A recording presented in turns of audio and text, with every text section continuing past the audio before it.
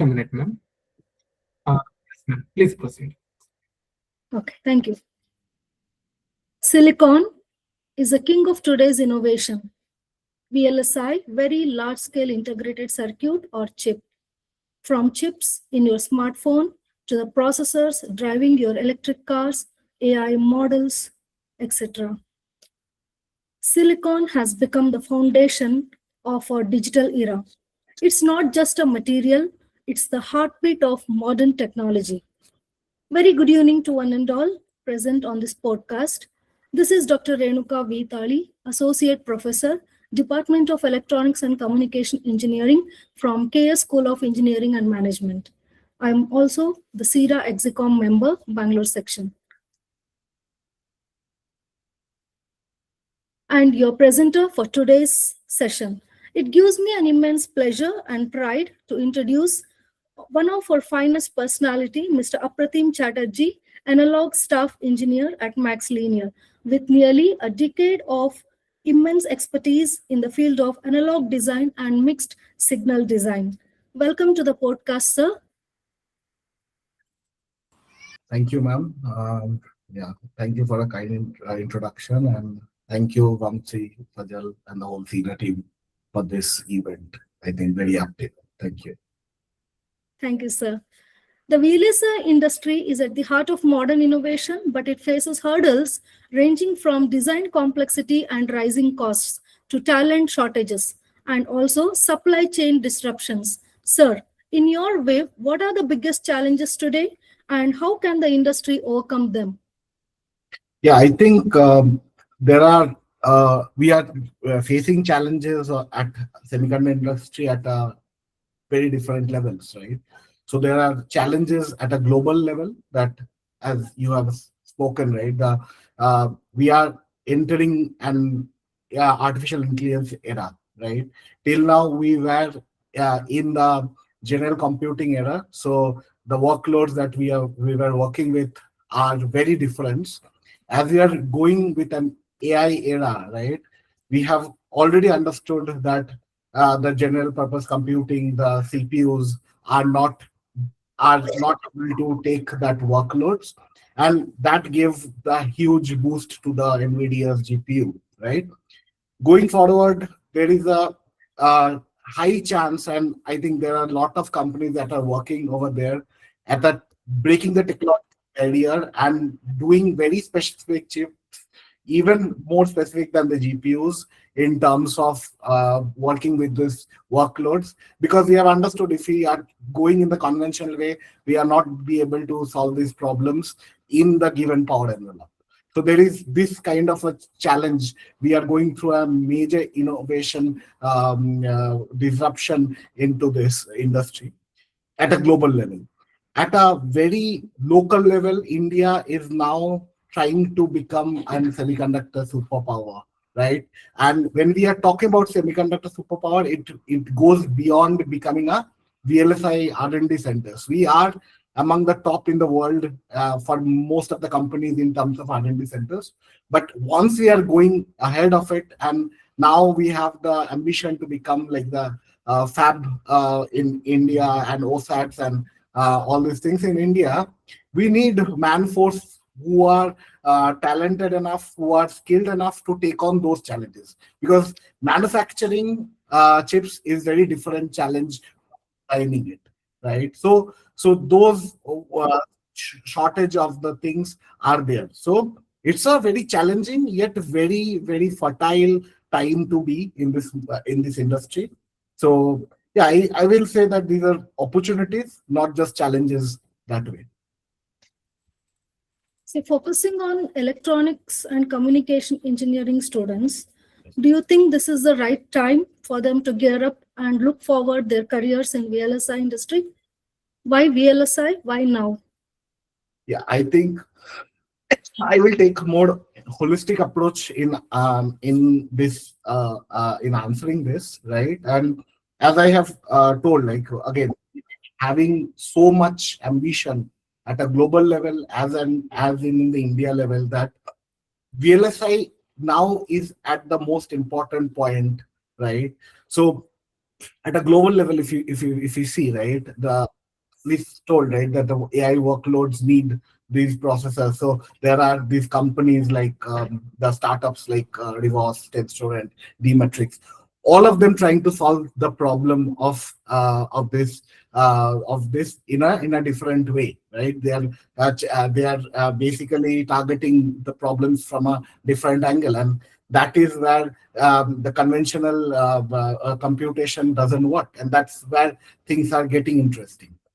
The other thing that is getting interesting, that all the devices that is there in this world today are trying to become intelligent. So we are trying to become edge intelligent device, right? Even your smartphone, even your robots that are there to clean your utensils and your home appliances, right? Those are getting intelligent. We are not relying on the intelligence from the cloud. We are trying to get the intelligence at the edge, right? Even the consumer products needs intelligence, which means that we need a very high volume, low cost intelligence processors that can go into this market, right? The third thing we have seen when we have gone through that COVID cycle, and after that there is a huge global shortage of the chip, right? And chip has become like the oil, right? For any developed country, like big, be it China, be it US, European countries, right? They are trying to become sovereign AI economy, right? So that they can have a end-to-end control over the chips. So that, because today you can even manufacture a car without having the chips. And that we have seen, the 60% of the car cost comes from the electronics and the computation that it involves, right?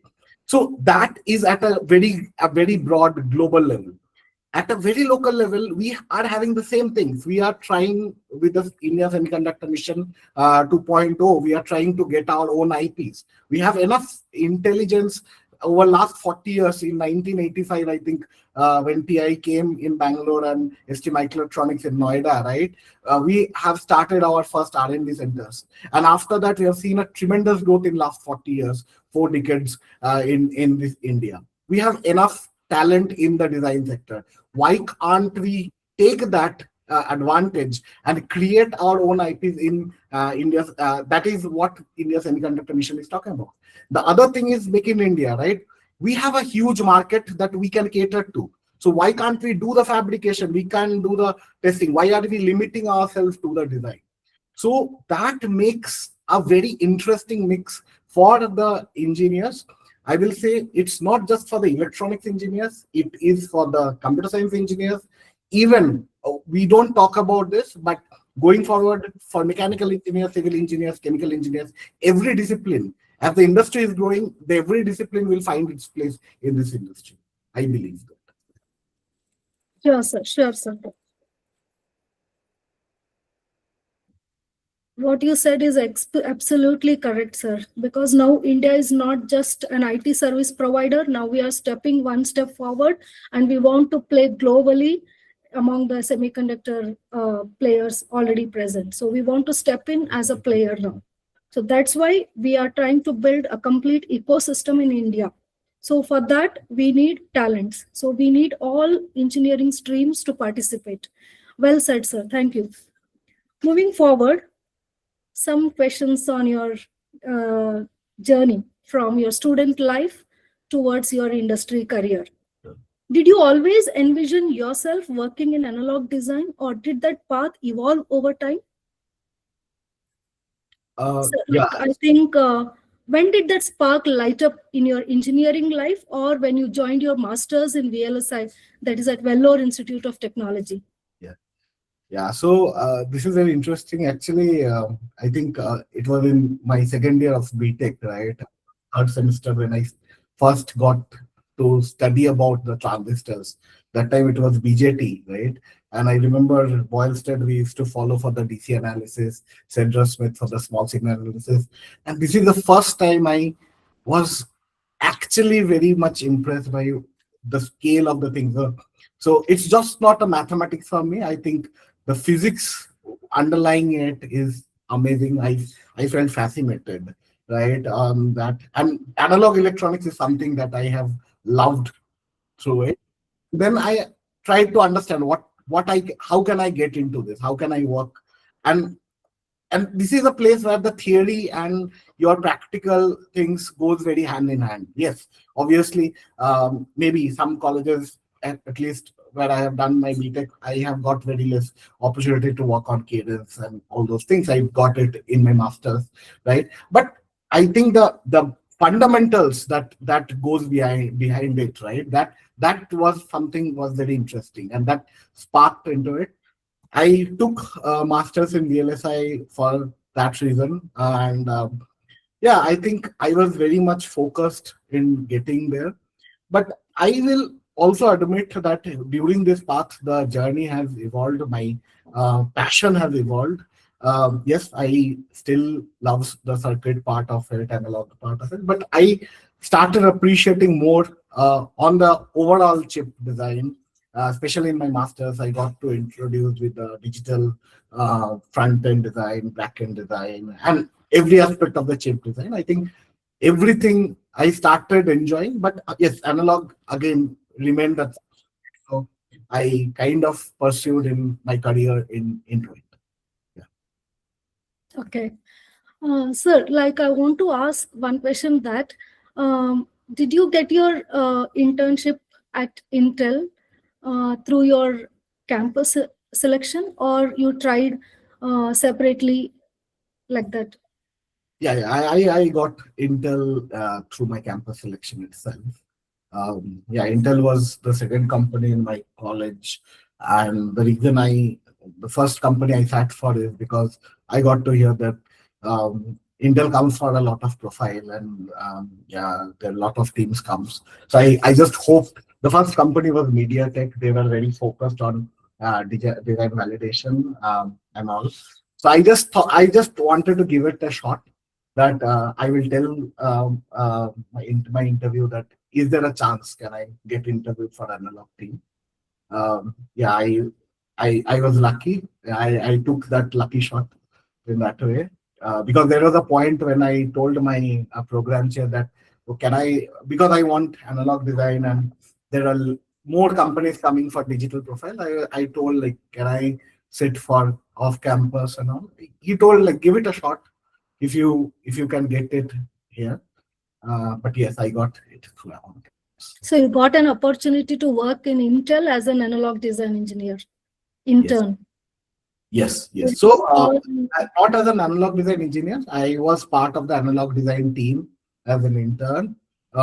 Yeah, I did basically when I joined the team, I didn't do circuits, at least in my internship.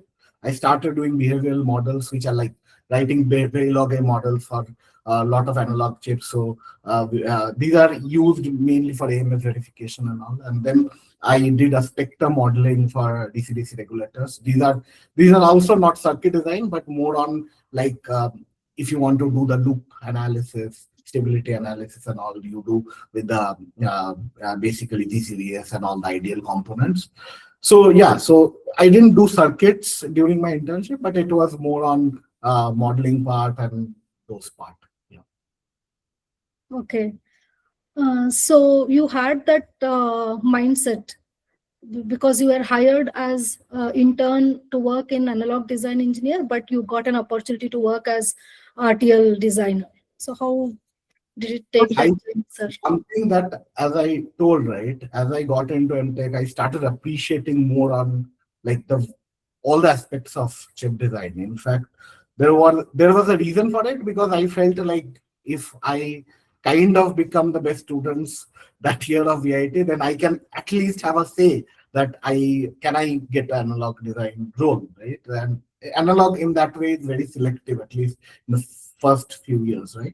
So that way I have done all the things in my college very well enough.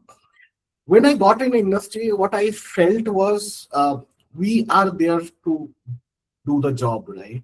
Like even now, I will tell this, right? It's not analog design engineer doesn't mean that you will only do circuits, and that's why we call analog mixed signal design engineer, right? So you will contribute in whatever possible way that is there, and that time, I think there was work for whatever I have done, right? And um, I, what I have realized working during my internship, that if you are doing your things correctly, whatever is given to you, you are going to get the trust, and then when the opportunity comes, you will be given the right things to do, right? Um, like I have seen that dedication uh, for my from my first manager, right? He sat with me actually for my college project that I submitted in my second year, which is part of my internship, but that is nothing to do with the company. We have to I have to submit it to the college. But the dedication, he sat with me for 3 months to get the PPT and the thesis right. It was outside his job role, but he did it. So if you have the diligence in doing everything with that accuracy, with that dedication, I think people start trusting you with that. So I have followed that, not just and during that time, even now, whatever is required for the company, for the project, we should be doing that. Actually. Okay. So, what were your expectations um during like you wanted to join any VLSI industry? You had some expectations before joining, right?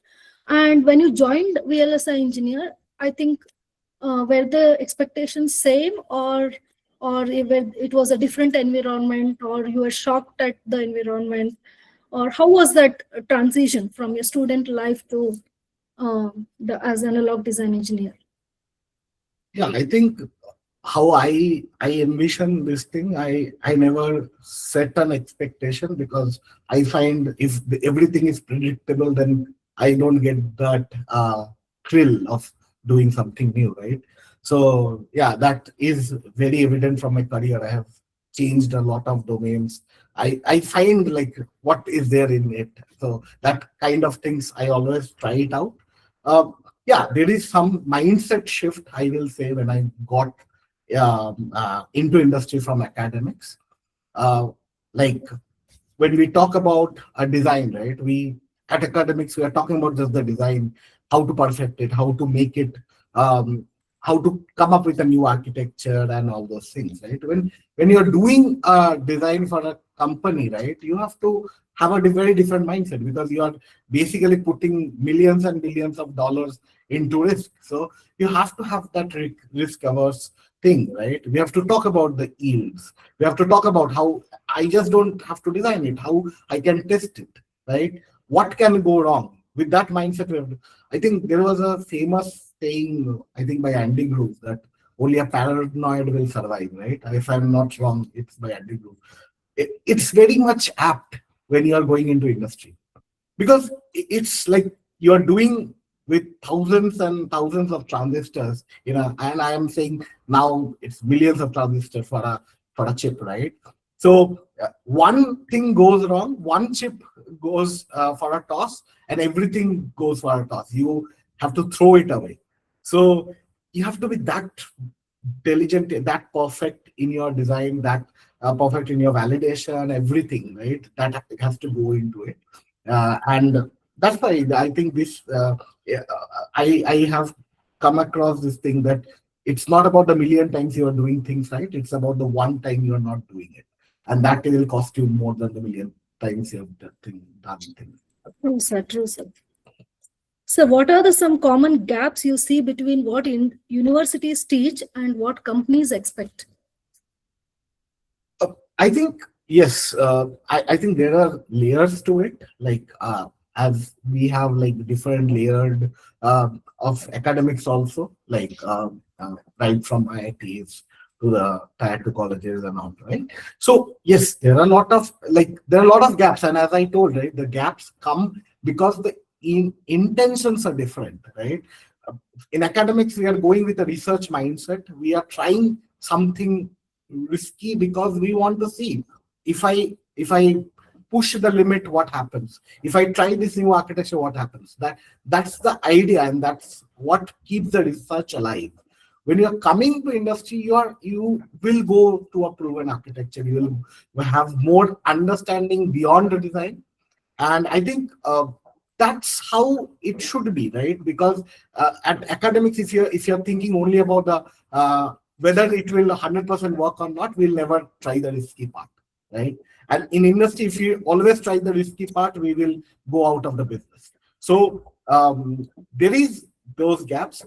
There are obviously, but what I view it as, academics is like a compass, right? It shows you a direction, which way to look at. Once you get in industry, you see a map, so you can navigate very well. And in academics, there is like, you have like 40 subjects to be done at BTech level. So you can't have that kind of a depth. You are looking at a breadth at a very different level. When you go into industry, you will be very much specialized in doing that. So your depth will increase into it. So there is gaps, but I think that is fine. And that is healthy also. Obviously, the students who are interested have to take extra effort to go beyond, like this talk we are having, right? So those kind of things and the workshops and all, those things have to be done by the student out of their own interest. But I don't see that the academics can only work like industry, right? So yeah. Definitely, sir. Academics is just an overview. We can tell you these many domains are there, these many areas are there. Then students have to choose their interest right path and then dwell deeper into that area, and they have to gain the experience or expertise.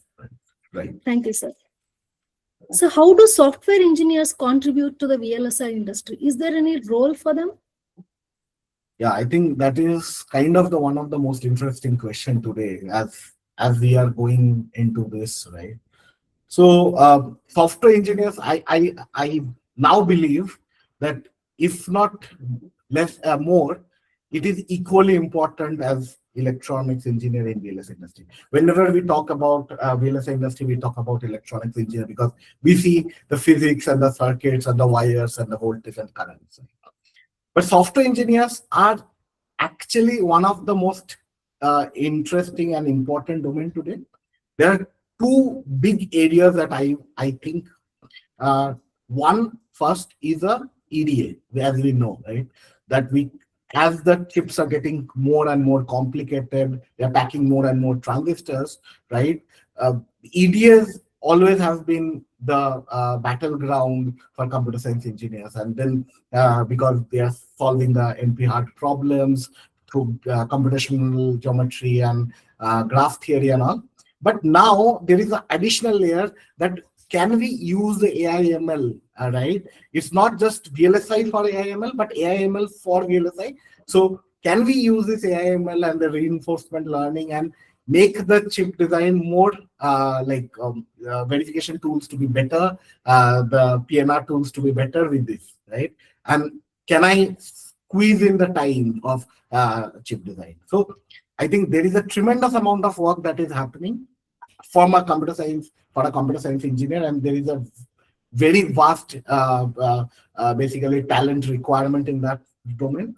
The other domain that we talk, and this is another major domain, that is basically now the companies today, if you see the software, the product companies who are doing processors, they're saying that we are going with a software first approach. And what they mean by software first approach is we are not going to do any hardware before we get what customers want. We will have a virtual prototyping. We will basically have a software digital twin for the processor, and we will give it to the customer so that the customer can run all their AI workloads onto it, and then see that whether I'm good enough with this. If that will define my spec, and as I understand that this is good enough, then I start defining the hardware. So initially we were in the hardware first approach that the RTL engineers will give, and then we will get the chip out of the fab, and then we give it to the customer that you can run, right, your workloads into it. Now we are going opposite way of that, right? And that is where your software engineers are taking a huge leap, because someone who knows the computer architecture, someone who have understanding of what are the bottlenecks, right, for each of these, they are going to get a lot of opportunity. And obviously, there are roles like firmware roles, system software roles, RTOs. These are, as things are going more complicated, right? These roles are becoming just for a very, very crucial thing.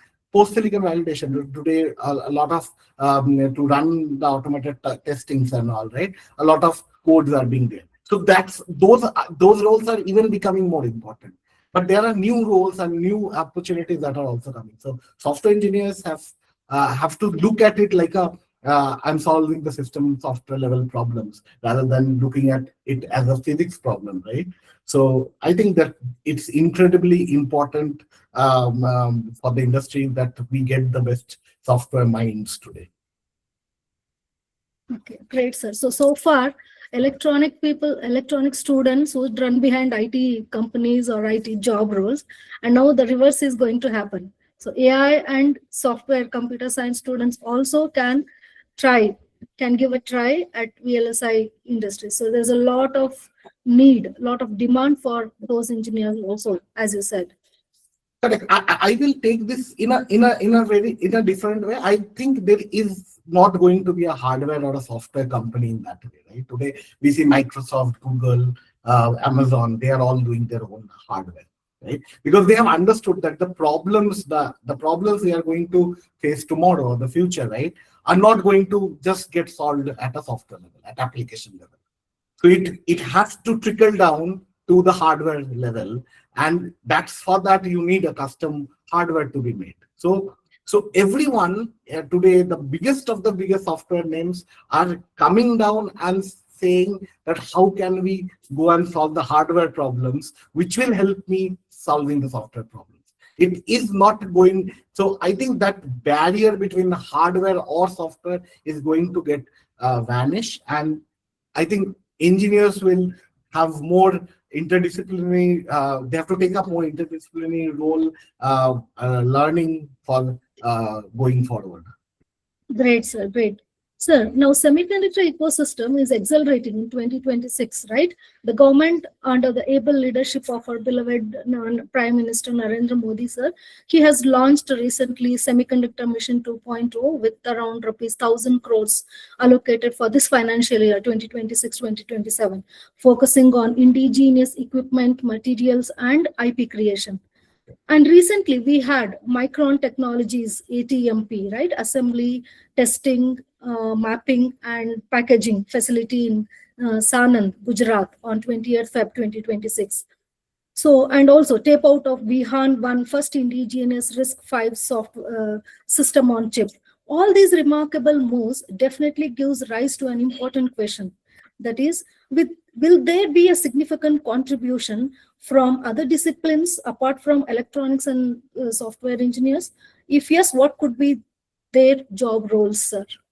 Yeah, I think it's very important, right? Because when we talk about VLSI, okay, electronics engineers find the interest, and then software engineers, I think there is some level of understanding, what is there. But today we have to understand we are going out of that R&D center centric VLSI industry to a manufacturing industry, right? We are trying to do fabs. There is, in fact, one or two fabs, like one is by the Tata Electronics in Gujarat. We have a lot of OSATs coming in, ATMP coming in Assam and in Telangana, in Gujarat by Micron and Keynes and all those players, right?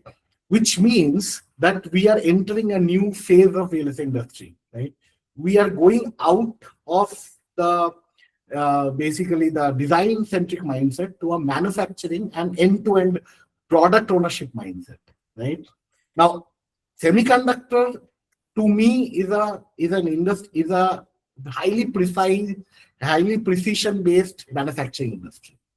So, and if you have to realize that ambition, you need engineers from every discipline to contribute to it. Like if you see like mechanical engineers, the most high precision manufacturing is going to be semiconductors. So the machines and the all the mechanical equipments have to come from them. They have to do the design. Coming to chemical engineers, we have seen how important lithography and these processes become. They are going to own those things. For civil engineers, right? Since it is like we are talking about precision in terms of nanometer order, right? So a little bit vibration into it can cause some major flaw into the wafer, and you have to So we throw. need vibration-free structures have to be developed. Correct. So the vibration-free structures are to be developed. And one more thing that we don't realize is today the for the semiconductor manufacturing we have to create an environment that has to be sustainable. So even a environment engineer has to take a important role, right? So we have to go into the mindset where we are not just designing chip in our simulators and just checking it. We are going to fabricate it. We are going to manufacture it, and we have to become one of the top nation doing that, right? The most developed countries have achieved it, and we are trying to envision that. And if we have to get to that ambition, we have to see that interdisciplinary, every discipline has to come together, and the brightest of the brightest mind from a discipline has to come into this and make it possible. That is how we are kind of get to this ambition, right? And as you told, right, today we have that kind of mindset, and the government is actually under our able leadership of our dear Prime Minister Narendra Modi. We are getting that support, political support, and also support from the entrepreneurs, the top entrepreneurs like Adani, the Ambani, and the Tata and L&T, right? To get to that ecosystem. It's the right time we should get to that. Right? Sir, so now at this venture, at this era, now we know that each and every discipline of engineering is required, and we have to prepare our students and prepare India for this skill gap, right? So on this regards, what skills or experience should an engineer, might be an VLSI engineer or anybody, should have to sustain in this fast technology-driven era? Yeah. So yeah, that is something that today, like I feel a lot of things are like a mechanical engineer. If listening to this podcast, they will say what I can do, basically, right? So I think we have like though we are in a very nascent stage in this, but we still have some learning, right? We have SCL in Mohali, and then we have some OSAT like CDIL and SPEL. And we have our IITs and ISC. Like I know there are 3 IITs at least who have their clean room, and ISC have the clean room. So they do fabrication, and today IIT Madras have their RISC-V processor, I think Shakti, right? So we have some amount of knowledge already there in the ecosystem. So that knowledge first we have to leverage, right? So I feel the academic institution have their roles to play to get to that, be aggressive about it, and because I think it's we cannot wait forever. The train will or the bus will leave, right? We need to take that initiative, and before even we know that this will be a reality, so we have to train the engineers of tomorrow.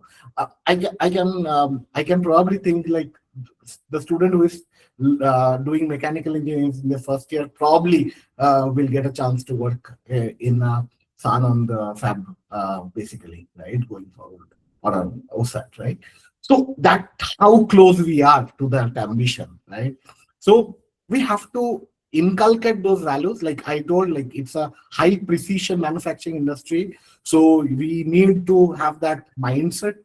We need to understand what are the disciplines when we talk about clean rooms, and we can get some level of understanding from with elite academic institutions like IITs and SCLs, right? And in fact, today, if I see IIT Madras and SCL are trying helping a lot of academic institutions and the startups or indigenous startups to come up with their own chip fabrication, right? So they are trying to get the chips fabricated for them. So that is there. above all, I think it's the students who have to take that jump, right? So even if I'm a mechanical engineer, I have to understand what the semiconductor world looks like. And the physics of semiconductor, I have to know it, right? Because in the end of the day, it's not that everything will be spoon fed to me. I have to take that step beyond, and don't just wait for the job to come into the LinkedIn and see what are the skill requirement. You have to do some level of research at your own and try to see what is needed to be done. And that's Yes. really the first generation of skilled engineers who are going to, and skilled technicians and skilled engineers who are going to take up this challenge. So they have to take that thing with more proactiveness. Okay. So usually the students, I am particularly focusing this question on electronics and communication students. They study this VLSI course in 1 or 2 semesters. They'll have one semester lab where they will just look into how to design an RTL code, how to test it, how to design, how to synthesize the analog part, like simple a transistor, how to synthesize a transistor or an inverter, the basic concept. Okay. Right. And the very basic level we teach them. So there is a huge gap between industry expectation and academics what we teach. So usually what students prefer is, after their engineering, they usually go for a course externally to an institute where they are being paid with some fees, and then they are going to learn specific job roles in VLSI. Say, for example, we have different job roles like DFT, we have design verification, we have physical design, okay, such kind of roles. So is it mandatory for an VLSI aspirant to take up these course in such institutes and then jump into the industry? Yeah, I think one thing I'll speak in a very holistic way, right? So as I told, right, BTech is a 40 subject, right? You cannot basically do everything with the depth, and the role of your BTech college is to give you an overview of the things, and especially for electronics and communication engineering, it's a huge. Like you start with device to antenna theory, EM theory to analog circuits, also coding, right? It's a huge domain to cover in 4 years. So the college is going to give you certain aspects like very surface level understanding, and then it's up to the student who has to take that take forward, right, as a personal project and all. I think now that we are developing that ecosystem, lot of avenues are there which students can do during their BTech, right? And like we are doing, right, this IEEE CEDA conclaves and the workshops and all, right? So these are the some things that students can do. Like VLSI Society of India has come up with a lot of initiatives. IEEE has come up with a lot of initiatives, and we are trying to see how can we close the gap, right? So that every student from every college, this becomes like a open door access for them, right? With a little more effort and interest, they can get a lot of things. So we have a lot of programs like EDA Toolsmith and all, right? So where we are giving students what is needed for the industry. So that is there. Now coming to the institutes, right? I will say it is necessary, and if it is not necessary in both ways. Like why these institutes have got a good track record, because a lot of these institutes have a lot of tie-ups with the companies, like mostly service companies. And once the students go out of a BTech, right, they start and learn something in this institute. Mostly they will be very focused on either a DV course or a PD course. They learn the basics of it, and then they jump into a live project. So that gives a sense of learning to them. And companies obviously have an affinity towards students who have their hands-on experience. Some experience is there, right? So yes, that is going to be helpful, like obviously, right? But a student can do it. Without it, it's going to be difficult. There are some students who are going for masters also, and that is giving more like 2 years of experience. But some students, it's like an opportunity cost. If I can get a job in 3 months, why I should go for a 2 years course, right? So it depends on individual aspirations and all. What I will suggest, I'll not suggest whether you should go or not. If you can afford it, if you think that is the right way for you, like you should go with it. The only thing is, a lot of this are very focused into a domain, and what you learn is to do a certain thing. Like if you're designing, if you are doing a course on analog layout, you probably will become very efficient analog layout engineers. But during your btech or during your course, you have to look an overview of it, which masters help in it, because tomorrow when you are going to get a job, getting a job, okay, that is sorted. But building a career, you cannot build a career based on just a skill. You have to have a more holistic approach towards chip design. So tomorrow, if you are becoming a layout engineer in a company, you should understand why a design engineer have given this as a matching, and that will come if you have got some understanding on the basically circuit level. If why this path has to have a bigger metal, right? Because now I need to have this, there is a current path, high current path to it. So that's why I need the resistance to be under the control. So that level of understanding has to be there, because in the end of the day, it's a long journey, it's a marathon. It's not about just getting a job, it's about growing into the job. So I think you can get to that institute, but don't limit yourself just with that focused area. Have a more holistic learning at this industry. And as the industry is growing, we are looking for engineers who can look beyond their domains into more interdisciplinary domains. Sir, like if students are applying for VLSI job roles, what industry expects the resume should look like, or what are the skill sets, or what actually the resume should consist of? Because nowadays we have AI tools to filter out the resumes. Right. So how it can beat that AI filtration and still come up to the table of a recruiter? Correct. So I'll tell you this. There are two ways to get a job, right? We know, like on campus and off campus. So if you are in one of those college where the companies are visiting on campus, you have, like, you are very lucky and you are probably going to get things easier. Obviously, even there, like, you are competing against hundreds of your classmates, and because real estate industry will have like limited number of roles, right? So yes, that, but then you can focus on like very high GPA, right? And then relevant projects, right? I can touch upon the technical aspect, but I'm just talking about very surface level, right? So your projects has to be matched with that role, and your LinkedIn and your resume has to be good. But once you go for an off campus, the game changes like exponentially, because you are competing against not hundreds, not thousands, but lakhs of applicants, right? And it's kind of, I will not say like I have a theory or something that I can tell you which will solve the problem, because it's a very hard thing to do, right? Now, at that level, right, whatever you had for on-campus requirement, those stays the same. The other things that kind of add to it is, can you reach out to the correct people, right, for the referral? How your LinkedIn looks like, because off-campus LinkedIn is very important.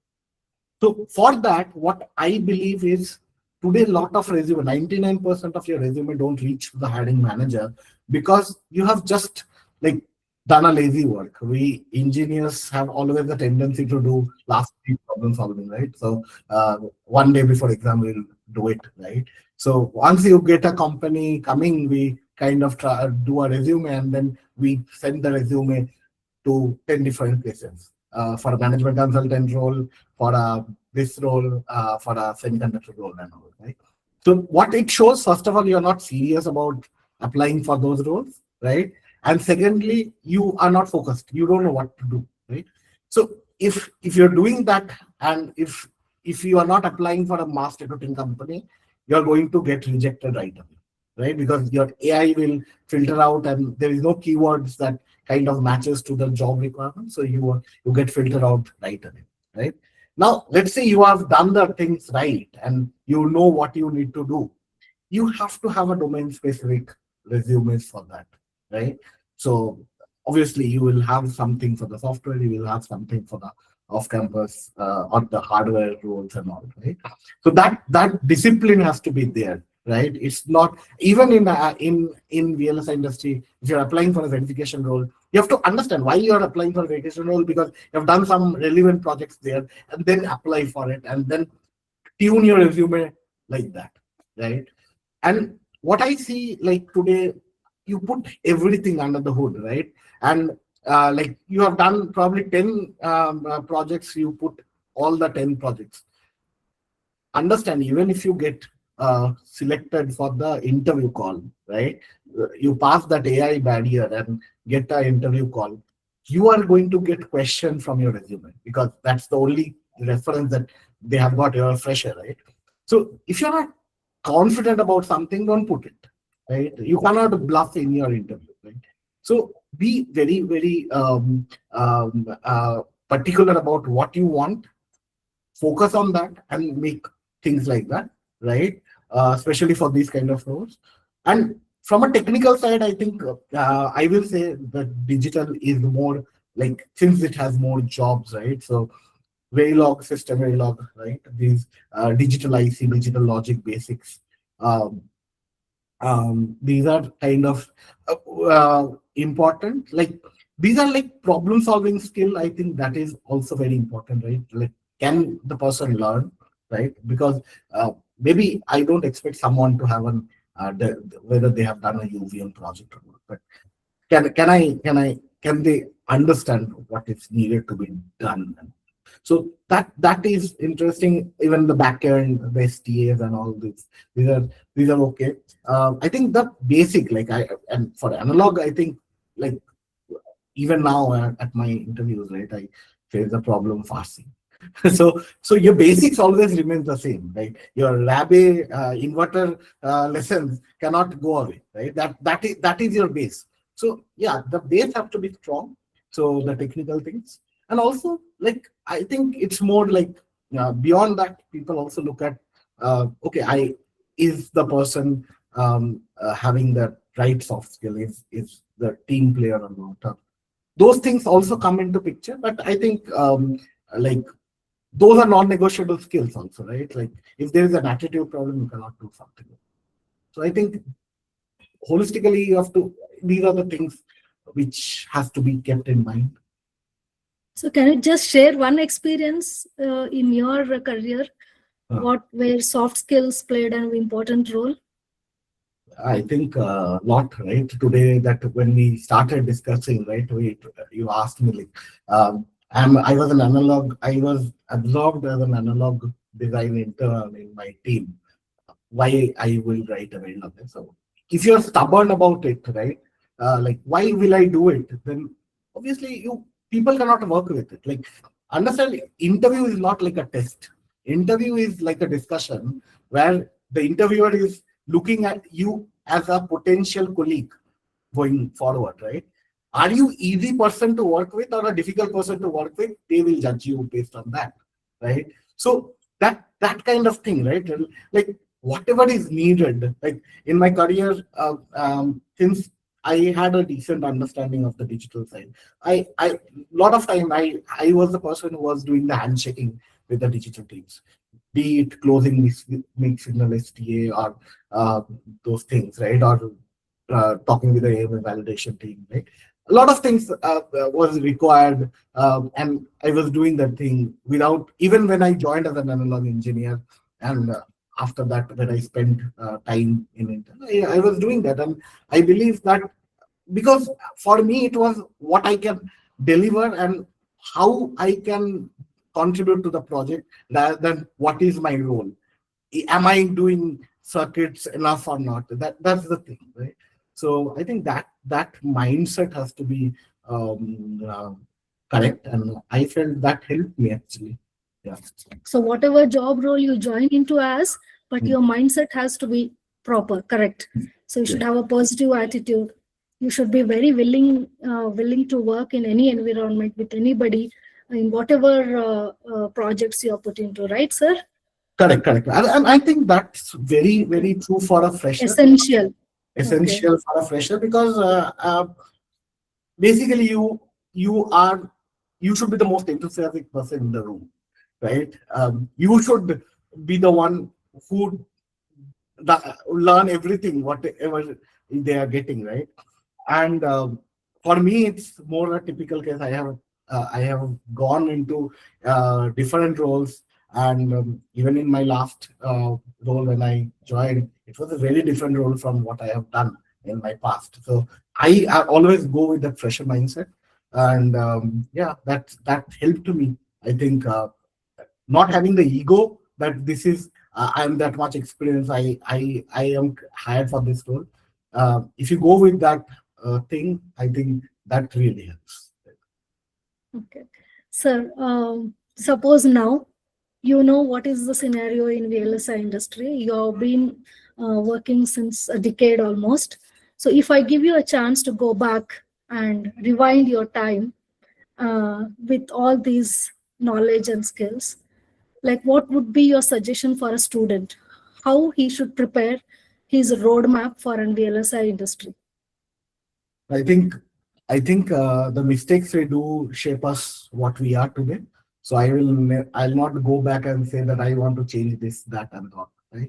Whatever has happened to me, I was very lucky. I'm blessed that that has happened to me, and that shaped me as what I am today. Right? Going, if I really have to go back, I think the times have changed, and that's the beauty of this industry. It's the most one of the most dynamic industry uh, going forward, right? To whatever I tell you today is right, maybe probably right today is not going to be right tomorrow, right? And I think if I go back, I will tell the students and that try to be comfortable with the uncertainty, right? Because that is the only thing that's going to stay with you, right? The You always have to be a learner. You always have to keep learning things. You just cannot say that, okay, I have done it enough. I know this thing and I can live with this skill for next 20 years. It's not going to happen in this industry at least. Whatever we know today is going to change tomorrow, and we have to go and learn the new things and unlearn what we have learned today.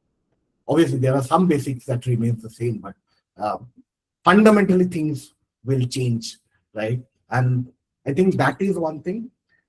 I will take one more thing, what actually people should take back from academics. Uh, so academics institution, your college will give you, always throw you challenges, right? I remember in my master's, you'll have like 6 subjects, like a scripting, you'll have like 3 different language. So you will do like, okay, Paul, like, can I learn it in 7 days? So that kind of, you will have a very tight schedule, right? And my master, it was crazy. So all of those things, do I use it today? No, obviously no, right? But the learning capability, that getting uncomfortable of something and then learn through it, going through that path of learning and that hard time, that and being comfortable with it, that is something that your academic institutions will give you. And that student soul should be there if you're in this industry, because you will always be a student. There will be always someone better than you that you can learn from. And there's a saying, uh, once our senior director from Intel told that if you are the smartest man in the room, you're probably in the wrong room, right? So you should not be wanting to be the smartest man in the room, right? Or smartest woman in the room. So yeah, right. You should be always have that mindset that I can learn, even with 10 years, 20 years, my experience. You should be facing that. Great, sir. Great. Even my dad keeps on telling me that knowledge is like a boundless ocean which cannot be acquired fully. So it's your opportunity through your lifetime. How much possible you have to acquire it. Yeah. So it's going on. So today I may be one among good people. So one among top people. The other way, we have still more right people or top people again and again. That keeps on changing. So it's not a barrier, or it's not an something which will hold us for a long time. Good. Thank you, sir. I think, shall we take up few questions from the audience, sir? Oh, sure, sure. We can take a few questions from the audience. Yeah. Madam, in the chat box, you can see the questions. We have 2 to 3 questions. Yeah, sir.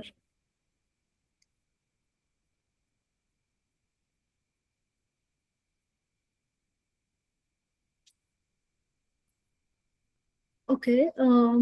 Amruta TP, a student, she asked the question, as a second year EC student, what fundamental subjects should I focus on now to build a strong foundation for VLSI?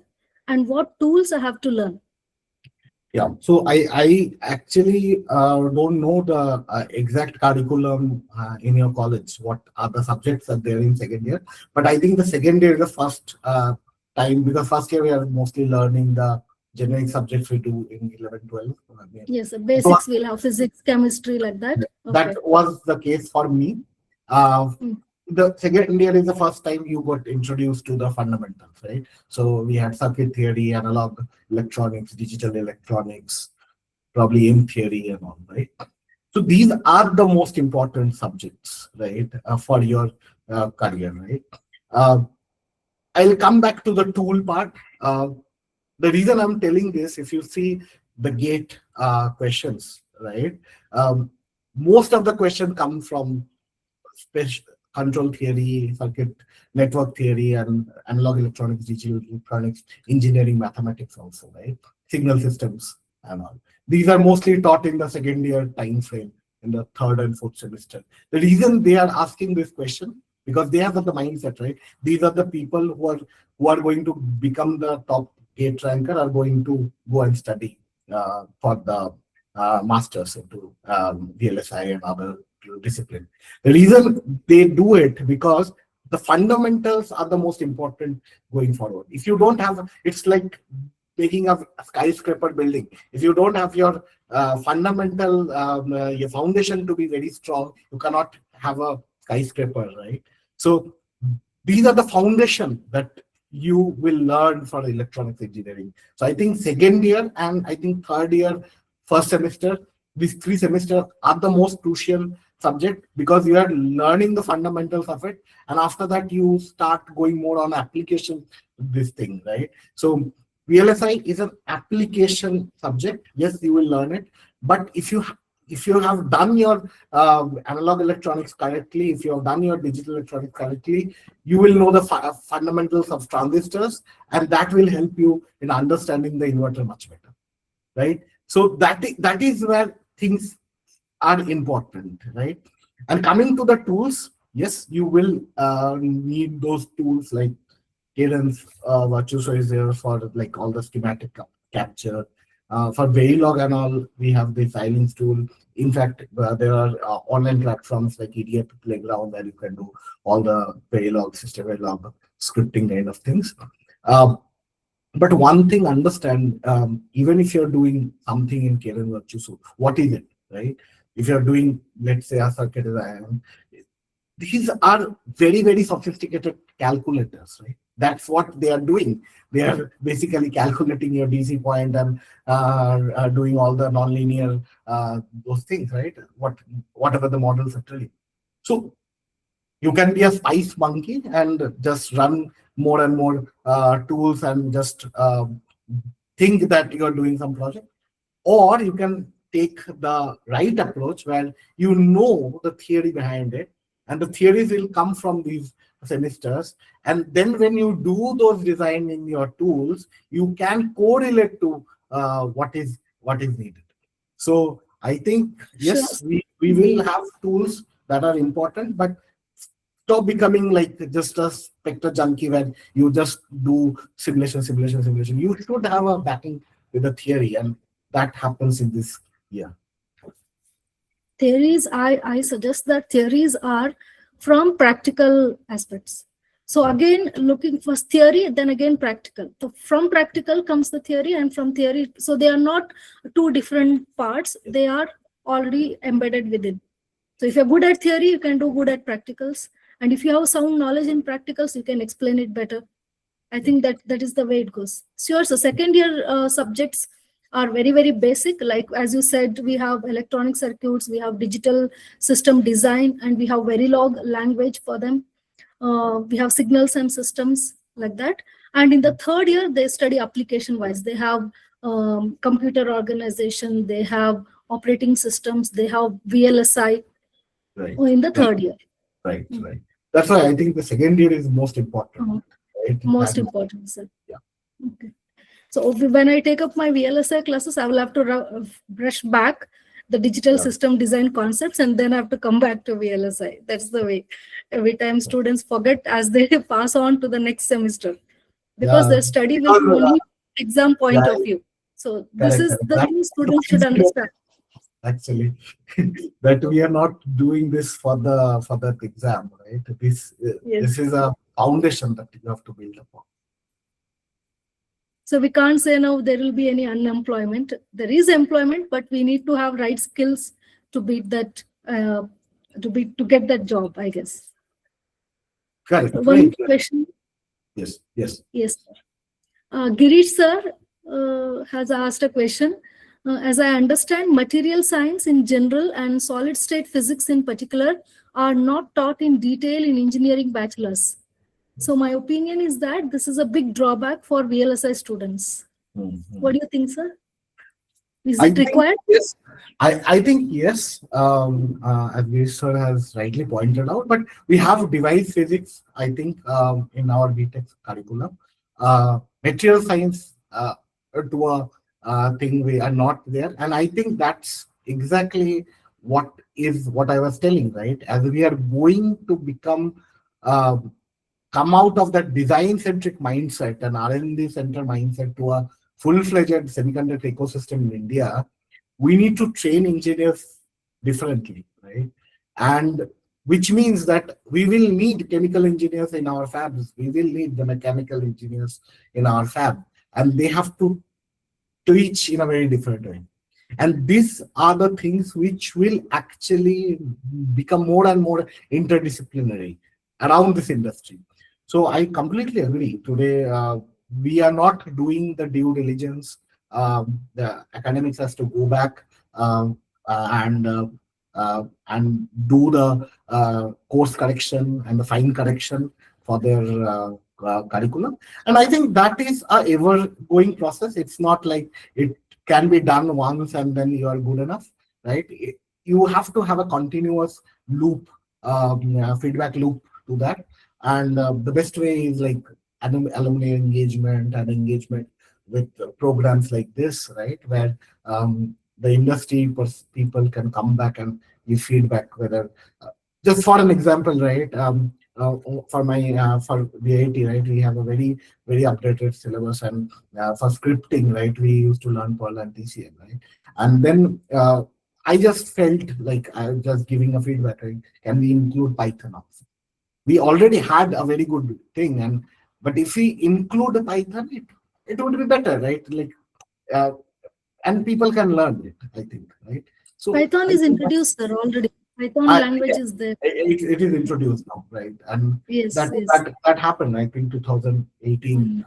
When, we have given that Yes. feedback. Python is introduced. I think those things has to be like 2018 to now 2026, 8 years. Things have also changed, right?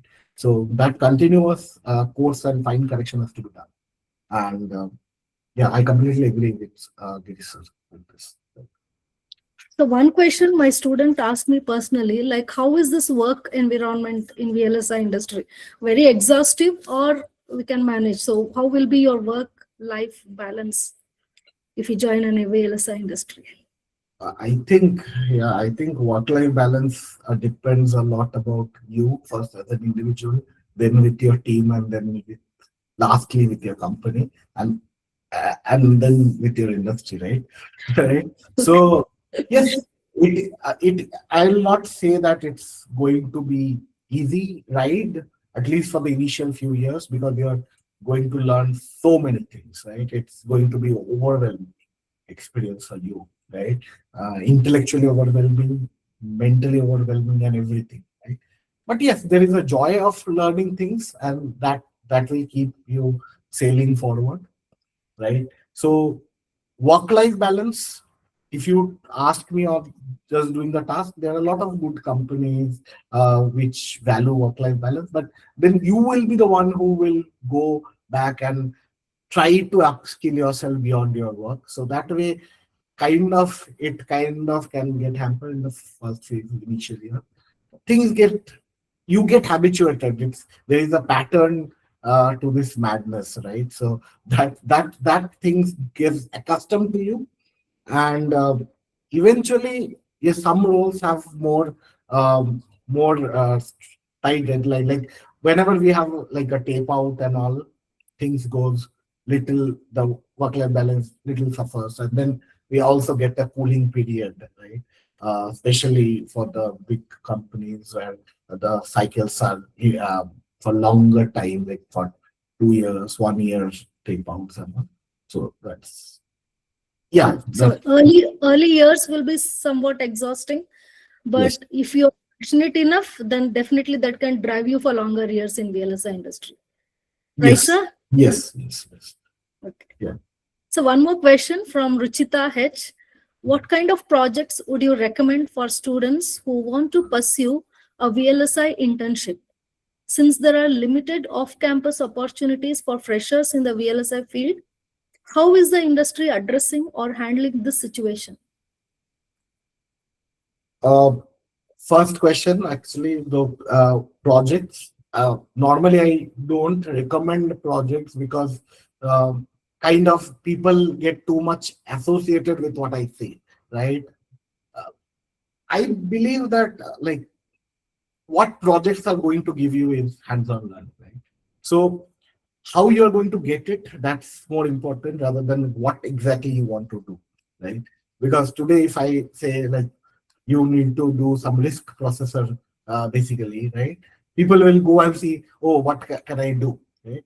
Uh, it's not like that. It's more like why I'm doing the project, because I need to understand, let's say, computer architecture, or very basically, I need to learn how to write codes in a hardware description language, very long, right? You can start with very basic project like a traffic light controller, right? You still, if you're doing it things right, you can do it right.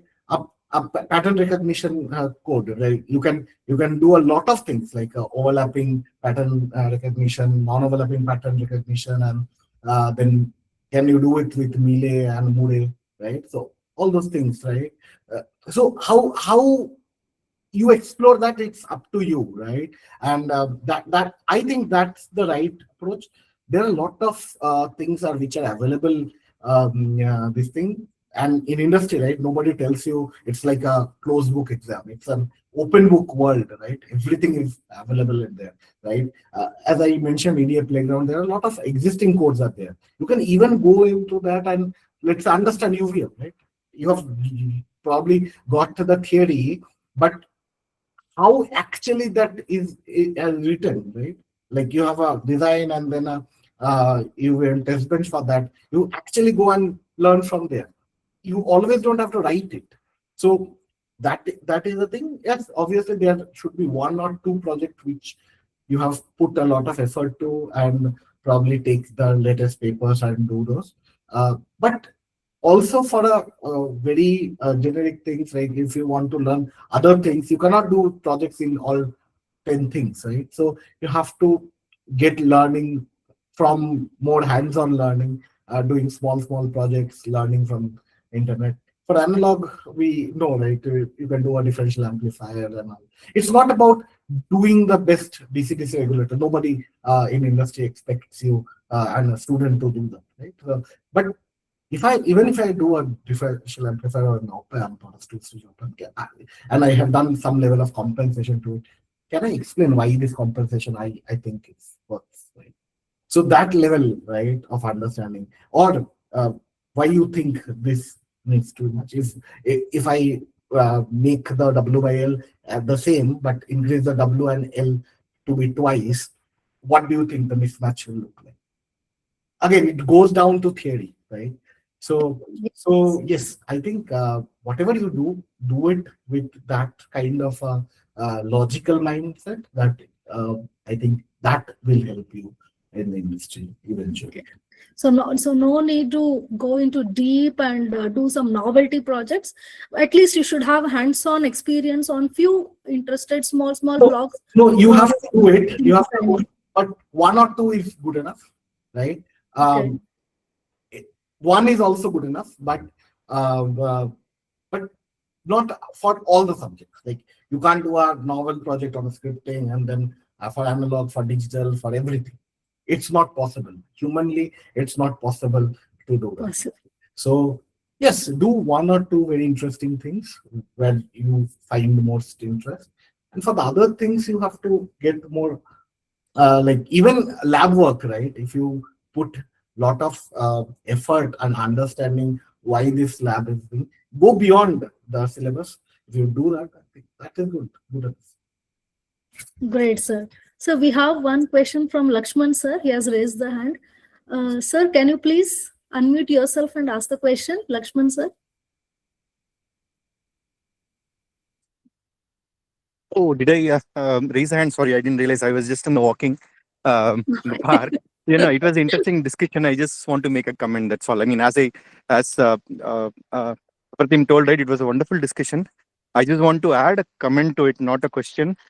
That Sure, the sir. Please. VLSI, the term VLSI industry can be a misnomer, Hmm. right? I mean, it depends on what you want to do in the VLSI. I mean, in the semiconductor design, manufacturing, test, packaging, marketing. Like it's from humanities to, as I always tell, from humanities to all kinds of basic sciences, mathematics, computing, and all engineering subjects are needed. As Apratim has already multiple times emphasized it. So, if you're specifically talking about IC design, VLSI circuit design, that's a very core, very small area of the entire IC design spectrum industry. When you talk about industry, right? IC design is a specific role. And even in that role, as Sapartim told, like you will have layout, yeah, you will have design, you will have analysis, electrical analysis, you will have test characterization. Right, each one is a specific job role, and one can have a career just one in one aspect of it. Right, you cannot be an expert in everything, but it's good to. I mean, everywhere you will apply your basics that you studied from your first, second, third years. Right. And what's important is many times I would always say whenever I have a discussion, is our educational. I mean, it's a problem of organization. When you organize in a big way, right? You always teach components first without telling why those components are needed and how they fall together to form a holistic picture. So that's a problem of organization, problem of complexity. So we always teach the individual components first. We teach special functions in mathematics. We teach linear algebra in mathematics. We teach specific aspects in material science, right? All of this you cannot teach in 4 years, right? All of the you learn each of this, as Apratim already told. When you do a project or when you get a chance to look at multiple aspects, when you go try to explain, understand the basics, you will realize how all of this will fall into place, how all of these components are necessary. Not necessarily all components in each project, but many of them in many projects, right? So that's what I want to emphasize. So don't lose interest in any of those courses that you study. All of them are important. But sometimes if something is not interesting, it is okay. It's Yeah, part of life. correct. Right? Yeah, that's all I would say. Yeah. Yeah, yeah. Thanks, Apratim, for a great session. Yeah. Thank you, sir. Yeah, Thank I you. didn't realize. I was just thinking about it. I didn't realize I raised the hand. It's okay, but I'm not in a great situation to. We are But it's lucky good. to have Thanks a lot. you. Thank you, sir. It's Yeah, very thank you. useful for me as well to listen to your expertise. Thank you. We have Lakshman, sir. Um, yeah. Thank you, sir. Thank you. Thank you. All the best to all the attendees. Yeah. Thank you, sir. Any more questions from the audience, please? Even you can ask unmuting yourself. Students, any other questions?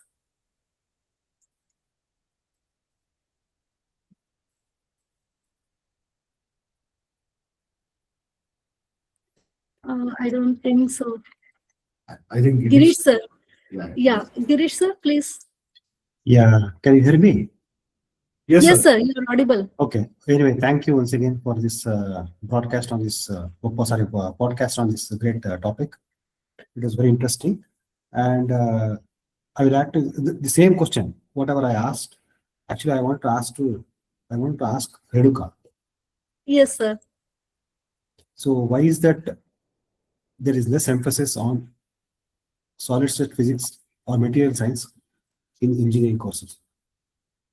There is less emphasis on these subjects, sir, because physics it's only been introduced in the first year. Then later, we are strictly following the say, VTU curriculum, and if any institutions who are having that privilege to add these subjects in the curriculum, I think definitely they should go for it. Uh, so for an VLSI engineer, I think solid state physics and material science, I think these are subjects of civil, sir. No, no, material science, we have, No. is a In, general subject. It's not a civil. yeah, in It's fact, more about, yeah, in fact, briefly, if I can touch upon Girish, and it is also dependent on each university. For example, I have been, when I studied my bachelor's, I studied material science also as one subject in the first year. So again, these are first year yes, subjects. Most of the times, what happens, it's the amount of seriousness. How do you link what you studied? I won't say solid state physics is not there in engineering. It is there. Whatever you study in first year is good enough, but we just don't build on it when you go to circuit level. We don't link them. Yeah. When I say yeah, we, right. it's not about teaching, it's not about learning. In the entire ecosystem, you just, in general, linking between multiple subjects that you have already studied, how they are helping in the next level, that's probably missing. That's more of a, it's more of a experience. It's more of a, that is where each individual is different.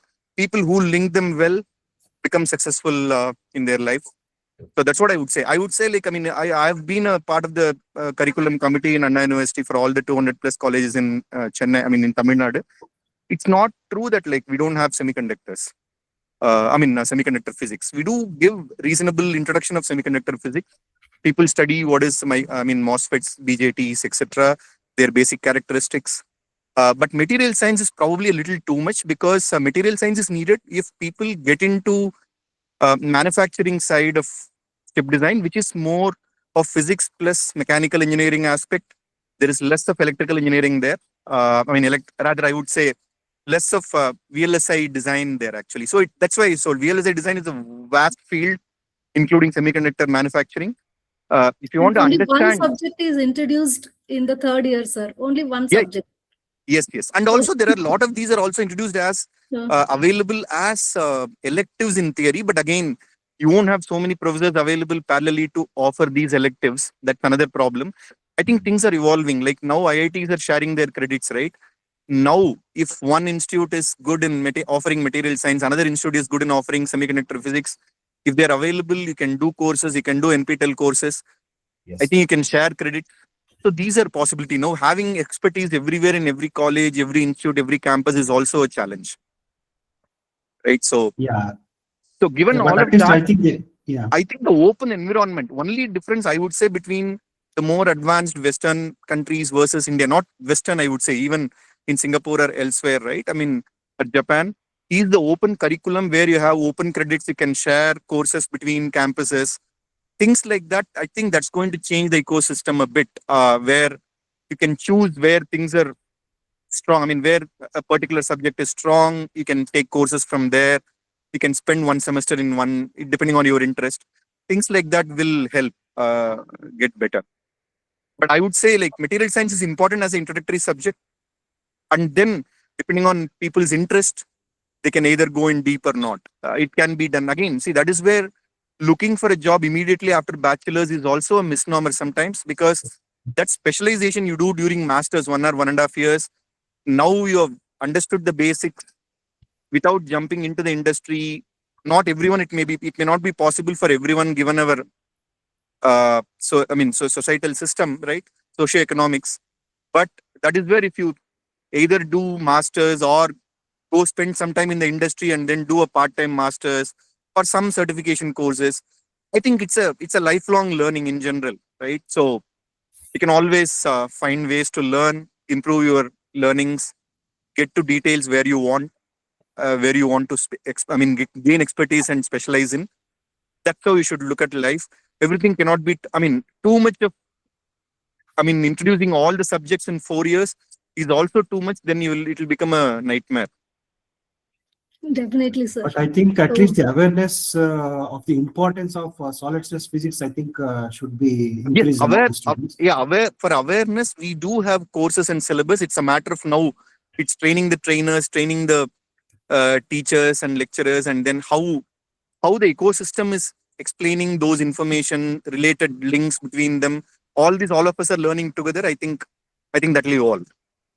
I think Yeah, that but will solid help. physics is Yeah, where but sometimes I can't digest the fact that in many colleges, VLSI is taught without teaching solid state physics. That is something I cannot digest.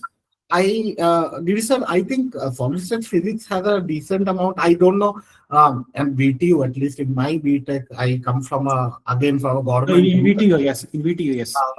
Solid state physics has a good amount of credit, because even in GATE, if you see, there are a lot of questions coming in solid state physics, right? We call it Because device. I don't.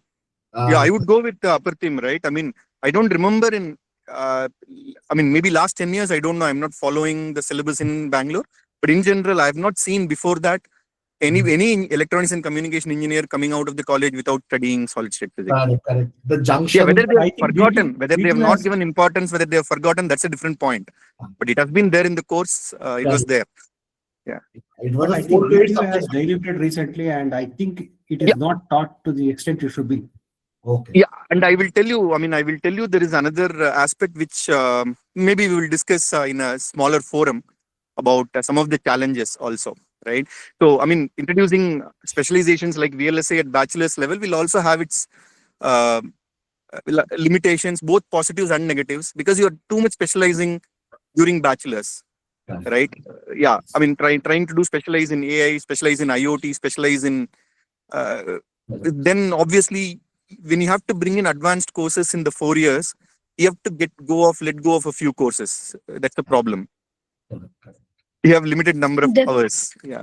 Yes, sir. So they have introduced IoT, they have introduced Python, which are new trends now, but they have removed microprocessors, microcontrollers, Correct. all those. No, because whenever I sit yeah. in a syllabus committee, I would say don't remove. At least you can, instead of teaching 8051 of the old years, maybe you can take one of those TIs, MSP 430, or one of the recent Arduino microcontrollers. The architecture can be ARM based or a latest architecture based low power microcontrollers, but the course itself, the microcontroller course itself should not be removed. Right? You got the point. Something like things like this has to evolve, and it has to be consistent across India, across all the institutes. That is a challenge, Girish. And maybe some of these things we can discuss among the professors and the senior members in the absence of students. That may be much more where we can discuss much more openly about how to improve the system. Yeah. Thank you. So Of course, engineering students courses. also. Yeah. Definitely, sir. Whatever you said is absolutely right. So engineering, a 4 years degree course is just to give the overview of all the available domains the students can explore. Say, for example, we have communications as one subject, antenna as one subject, computer organization as one subject, for principles of communication systems as one subject on VLSI.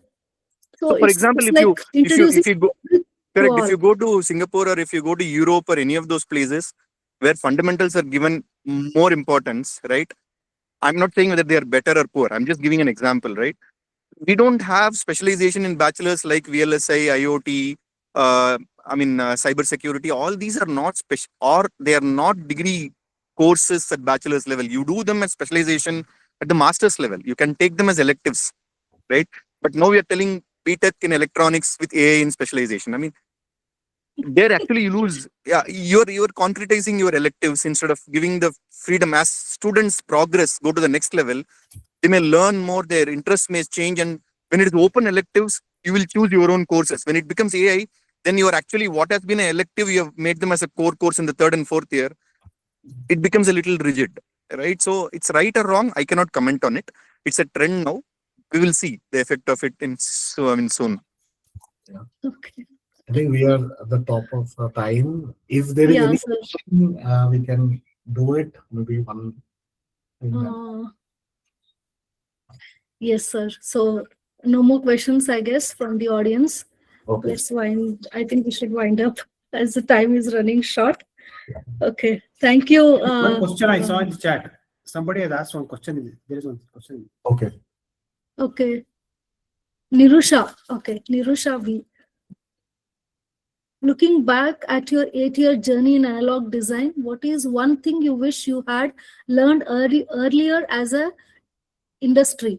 Looking back at your 8-year journey in analog design, what one thing you wish you had learned earlier as a student that would have made your VLSI career easier?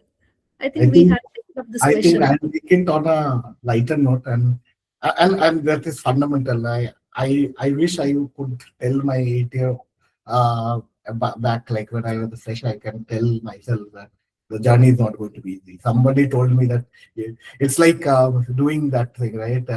You do your BTech and things are sorted. It's not never going to get sorted, and you get accustomed with your unsorted things, and you have to navigate through those uncertainties at any point of your career, and that's the fun of it. And I think that's what I wanted to tell. So, yeah. Okay. Sejal sir, would you like to say something? I think nothing much. We are already 2 minutes up.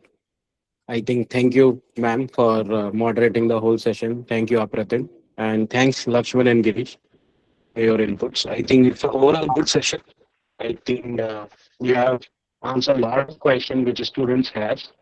And I think it's just a starting. I think I would request or I would appreciate all the students to get connected with Apratin. He's very active on LinkedIn and ask all those random questions to him. Definitely he will reply. If he won't reply, let me know. I'll ask him those questions and I'll send you the reply. But yeah, I think it's a good starting for the podcast of SEDA. I think you guys did beautifully. And yeah, thank you. I think VLSI is the hot topic nowadays, and this is the good starting topic to start with. I won't say much. I know match is also ongoing.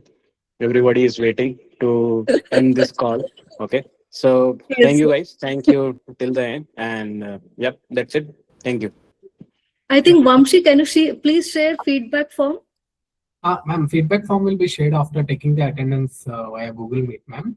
I will share it via email, ma'am. And I request everyone to switch on the cam for a group photo. So I request all the audience to stay tuned with SEDA. We have a lot more upcoming events on the line. So you can have so many workshops or webinars or similar podcasts. Ideathons, hackathons are all lined up. Very exciting events are already planned and they are on the way. So please stay tuned with us. Follow us on LinkedIn, follow us on Insta. Thank you all for joining and making this session very successful. Thank you one and all. I request everyone to switch on your cams so that I can take a good group photo.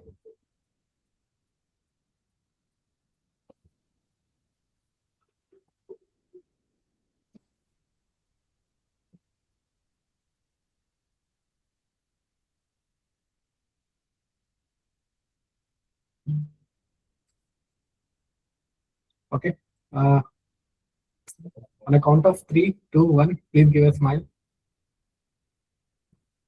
I'll take one more. On a count of 3, 2, 1. Yes. Thank you so much. Renka ma'am, can we end the session? Yes, sir. Thank you, sir. Thank you, Sejal sir, for giving me this opportunity. Thank you, Apratim sir.